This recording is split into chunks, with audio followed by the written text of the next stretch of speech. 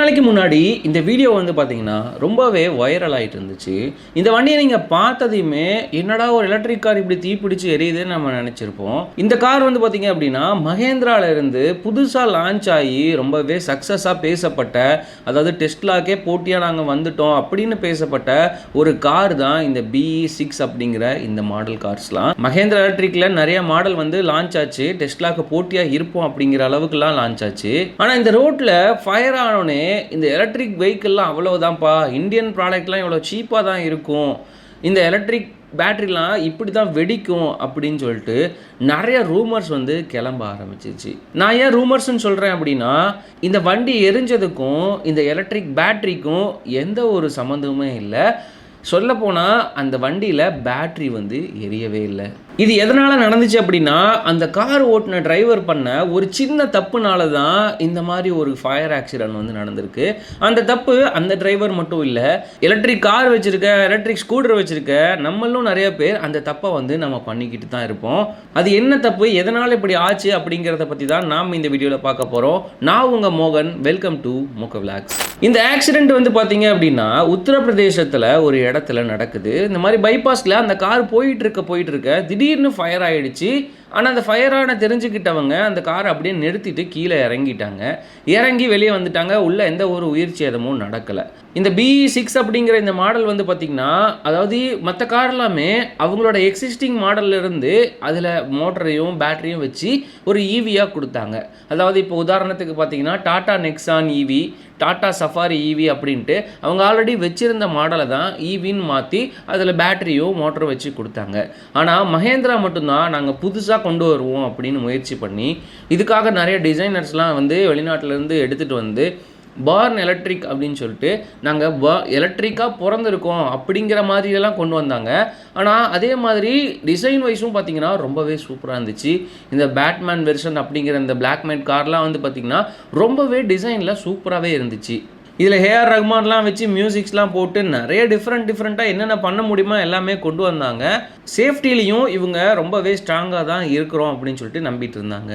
டெஸ்லாக்கே போட்டி போகிற அளவுக்கு இந்தியாவில் ஒரு கார் வந்துருச்சுப்பா அப்படின்னு உலக நாடுகள்லாம் பேசுகிற அளவுக்கு தான் இந்த கார் இருந்துச்சு. சரி, அப்படி இருக்கும்போது இந்த மகேந்திரா கம்பெனி இந்த ஃபயர் ஆக்சிடென்ட் நடந்த உடனே அந்த ஸ்பாட்டுக்கே போகிறாங்க.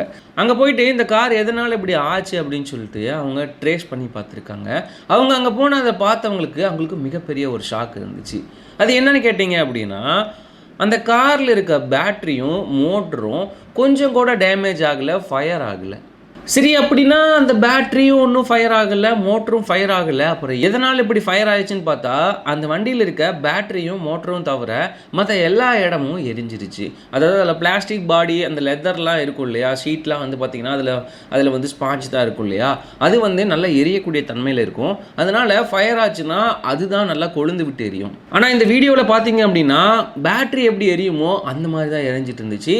அதனால் இனிஷியலாக எல்லாருமே இது பேட்டரினால தான் இப்படி ஃபயர் ஆச்சு அப்படின்னு சொல்லிட்டு நம்பிட்டு இருந்தாங்க.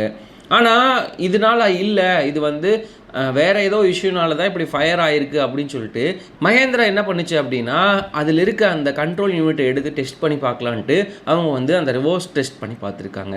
அதில் தான் இந்த விஷயம் வந்து கண்டுபிடிச்சிருக்காங்க. அதாவது அந்த கார் வந்து அவங்க வீட்டிலேருந்து எடுக்கும் போது நல்லா தான் இருந்திருக்கு. 4 டயரும் ப்ரெஷர் வந்து பார்த்திங்கன்னா கரெக்டாக தான் இருந்திருக்கு. வர என்ன ஆயிருக்குன்னா, பின்னாடி இருக்க ஒரு டயர் வந்து பார்த்திங்கன்னா பஞ்சர் ஆயிருக்கு அப்படின்னா நம்ம என்ன பண்ணுவோம், பெட்ரோல் வண்டிலாம் கொஞ்சம் தூரம் ஓட்டிகிட்டு போயிடுவோம். ஏன்னா டியூப்லெஸ் டயர் தான் அப்படிங்கிறதுனால நம்ம அப்படியே கொஞ்சம் தூரம் ஓட்டிகிட்டு போயிடுவோம். அங்கே போய் எங்கேயாவது பஞ்சர் இருந்துச்சுன்னா பண்ணிப்போம் அப்படிங்கிற மாதிரி நம்ம நினச்சி ஓட்டுவோம். அதே மாதிரி இவர் தெரிஞ்சிருக்கா தெரியலையான்னு தெரியல. ஏன்னா கம்பல்சரியாக இதில் தெரிஞ்சிருக்கும். இதில் வந்து ப்ரெஷர் மானிட்டர் சிஸ்டம் வந்து கம்பல்சரியாக இந்த வண்டியில் இருக்கும். அதனால் ப்ரெஷர் வந்து வண்டியில் குறைஞ்சது அப்படின்னா முன்னாடி இண்டிகேஷனில் வந்து காமிச்சிருக்கும். அப்படி காமிச்சும் இவர் என்ன பண்ணியிருக்காரு, அப்படியே ஓட்டிகிட்டு போயிருக்காரு. போக போக அந்த காற்றெல்லாம் பார்த்திங்கன்னா ஜீரோக்கு வந்துடுச்சு. அதில் ப்ரெஷரே இல்லாமல் வந்து அந்த ரிம் இருக்குது பார்த்திங்களா, அந்த ரிம்மு வந்து தேயிற அளவுக்கு கூட அவர் வண்டி டிரைவ் பண்ணிட்டே வந்திருக்காரு. கிட்டத்தட்ட 10 நிமிஷமாக இவர் 60 கிலோமீட்டர் வேகத்திலேயே ட்ராவல் பண்ணிட்டு வந்திருக்காரு இந்த ஃப்ளாட்டட் டயரை வச்சு. அப்படி 10 நிமிஷமாக அந்த டயரு, அந்த ரிம்மு, இது எல்லாமே ரோட்டில் தேஞ்சிட்டே வர அது ரொம்பவே ஹீட் ஆகி ஒரு கட்டத்தில் அது எரிய ஆரம்பிச்சிருச்சு. அது எரிஞ்சு அந்த நெருப்பு வந்து பார்த்திங்க அப்படின்னா அந்த பிளாஸ்டிக் பாடி பாடிஸ்க்கும் உள்ளே இருக்க அந்த சீட்டு அதுக்கெல்லாமே வந்து பார்த்திங்கன்னா பரவ ஆரம்பிச்சிருச்சு. அப்படி தான் இந்த தீ வந்து எரிய ஆரம்பிச்சிருக்கு.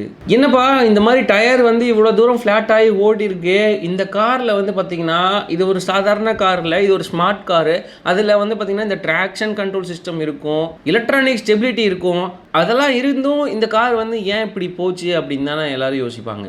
இந்த ட்ராக்ஷன் கண்ட்ரோலும் எலக்ட்ரானிக் ஸ்டெபிலிட்டியும் என்ன பண்ணும் அப்படின்னா, இந்த காற்றுலாம் இருக்குது பார்த்தீங்களா, இந்த 4 வீலில் காற்று ஏதாவது கம்மியாக இருந்துச்சுன்னா அதுக்கேற்ற மாதிரி காரை பேலன்ஸ் பண்ணி முடிஞ்ச அளவுக்கு வந்து பார்த்திங்கன்னா காரை வந்து ஸ்ட்ரெயிட்டாக ஓட வைக்கும். இப்போ நம்ம வண்டியில் வந்து பார்த்திங்கன்னா காற்று கம்மியாக இருந்துச்சு அப்படின்னா நம்மளுக்கு வந்து பார்த்திங்கன்னா வண்டி அப்படியே உலட்ட ஆரம்பிச்சிடும், அப்படியே ஒரு மாதிரி போக ஆரம்பிக்கும். அது மாதிரி இல்லாமல் இதில் வந்து பார்த்திங்க அப்படின்னா அந்த காரை வந்து ஸ்ட்ரெயிட்டாகவே முடிஞ்ச அளவுக்கு போக வைக்கும். அப்படி தான் இது போயிட்டு இருந்திருக்கு. அப்படி போச்சுனாலுமே அதை வார்னிங்கில் வந்து கம்பல்சரியாக அது காமிச்சிருக்கும் இந்த மாதிரி இஷ்யூ இருக்குது அப்படின்னு சொல்லிட்டு. ஆனால் அதையும் பார்த்துட்டு தான் அந்த டிரைவர் வந்து ஓட்டிகிட்டு போயிருக்காரு. அவருக்கு வந்து பார்த்தீங்க அப்படின்னா ஸ்டார்டிங்கில் டயர் ப்ரெஷர் வந்து காமிச்சிருக்கு லோவாக இருக்குது அப்படின்ட்டு, அதுக்கப்புறம் ஹை டெம்பரேச்சர் ஆயிருக்கு அப்படின்னு காமிச்சிருக்கு, அதுக்கப்புறம் இந்த ட்ராக்ஷன் கண்ட்ரோல் ஃபெயிலியர் ஆக போகுது, நீங்கள் ஸ்பீடை வந்து கம்மி பண்ணுங்கன்னு காமிச்சிருக்கு. ஆனால் அதெல்லாம் எதுவுமே கண்டுக்காமல் இவர் வேகமாக அந்த வண்டியை ஓட்டியிருக்காரு. இதை வச்சு பார்க்கும்போது அவர் தெரியாமல் ஓட்டினாரா இல்லை வேணும்னே இந்த மாதிரி ஃபயர் ஆகணும், மகேந்திரா மேலே ஒரு கெட்ட பேர் வரணும்னு சொல்லிட்டு யாராவது முயற்சி பண்ணி இப்படி பண்ணாங்களா அப்படிங்கிறது தெரியலை. இப்போ தான் இந்த மகேந்திரா மேலே நம்மளுக்கு இன்னும் ஒரு வந்து ட்ரஸ்ட் வந்து அதிகமாகிருக்கு அப்படின்னு சொல்லலாம். ஏன்னா இந்த கார் வந்து பார்த்திங்கன்னா இவ்வளோ ஃபயர் ஆக்சிடென்ட் நடந்தும் அதில் உள்ளே இருக்க பேட்ரி வந்து பார்த்திங்கன்னா ஒரு டேமேஜ் கூட இல்லை, அந்த பேட்ரி செல்ஸு கூட டேமேஜ் ஆகலை. அந்த அளவுக்கு அவங்க தெர்மல் ப்ரொடக்டிவிட்டியாக அதை வந்து டிசைன் பண்ணியிருக்காங்க. அதுதான் இந்த ஆக்சிடென்ட் மூலிமா நம்மளுக்கு தெரிய வர விஷயம். அதே மாதிரி அந்த காரில் ட்ராவல் பண்ண பேசஞ்சருக்கு ஒரு சின்ன காயம் கூட இல்லாமல் தப்பிச்சிருக்காங்க. என்ன இன்னொரு விஷயம் வந்து நடந்திருக்கணும், என்ன இந்த மாதிரி வந்து ஓவராக கண்ட்ரோல் இல்லாமல் போகும்போது ஆட்டோமேட்டிக்காக அந்த காரை வந்து ஃபோர்ஸ் பண்ணி ஸ்டாப் பண்ண வச்சிருக்கணும். ஒரு ஓரமாக வந்து இந்த அடாஸ் ஃபியூச்சர்லாம் இருக்குது பார்த்தீங்களா, அது மாதிரி அது ஓரமாக கொண்டு வந்து அதுவே ஸ்டாப் பண்ண வச்சிருக்கணும். இந்த மாதிரி நடந்திருந்தா இந்த ஃபயர் ஆக்சிடென்ட்டும் நடக்காமல் இருந்திருக்கும். இதே மாதிரி ஃபயர் ஆக்சிடென்ட் வந்து பார்த்தீங்கன்னா இந்த ஃப்ளாட் ஆகி பெட்ரோல் காரில் நடந்துருந்துச்சுன்னு வச்சுக்கோங்களேன், அந்த பெட்ரோல் டேங்கே வந்து பார்த்தீங்கன்னா வெடிச்சிருக்கும். ஆனால் இந்த ஈவி வந்து பார்த்தீங்க அப்படின்னா ரொம்பவே சேஃபாக இருந்திருக்கு அந்த பேட்டரி எல்லாமே. இவ்வளோ நேரம் பார்த்ததில் நம்மளுக்கு என்ன புரிஞ்சிருக்கு அப்படின்னா, டயர் ப்ரெஷர் வந்து நம்ம மேக்ஸிமம் வந்து மெயின்டைன் பண்ணிக்கணும். பஞ்சர் ஆகிருக்கு அப்படின்னு தெரிஞ்சால் அதை ஓட்டாமல் அவாய்ட் பண்ணிக்கணும். ஏன்னா டயர் ப்ரெஷருக்கு ஏற்ற மாதிரி தான் உங்கள் மோட்டரோட பர்ஃபார்மன்ஸ் வந்து இருக்கும், அதுக்கேற்ற மாதிரி ஹீட்டு வந்து பேட்டரியிலேருந்து ப்ரொடியூஸ் ஆகும். அதனால் டயர் ப்ரெஷரை கம்பல்சரியாக ஈவி வச்சுருக்க எல்லாருமே மெயின்டைன் பண்ணி ஓட்டணும். அதே மாதிரி இந்த எலக்ட்ரிக் வெஹிக்கிள்லாம் நாளுக்கு நாள் சேஃப்டி அதிகமாகிட்டே தான் போயிட்டுருக்கு. அதனால் ஈவி வந்து வாங்கக்கூடாது, ஈவி அவ்வளவுதான் அப்படின்னு எந்த ஒரு யோசனையும் நம்ம வந்து யோசிக்க தேவையில்லை. உங்களுக்கு யாராவது இந்த வீடியோ அனுப்பிச்சு ஈவி வந்து ரொம்ப மோசமாக இருக்குன்னு சொல்கிறாங்கன்னா அவங்களுக்கு இந்த வீடியோவை ஷேர் பண்ணிக்கோங்க. இந்த வீடியோவை பற்றி உங்களோட கருத்தை வந்து கமெண்ட்டில் சொல்லுங்கள். உங்களுக்கு இந்த வீடியோ பிடிச்சிருந்துச்சுன்னா லைக் பண்ணிக்கோங்க. இது போல் யூஸ்ஃபுல்லான வீடியோ போகிற நம்ம பேஜை ஃபாலோ பண்ணி வச்சுக்கோங்க. உங்களை அடுத்த வீடியோவில் சந்திக்கிற வரை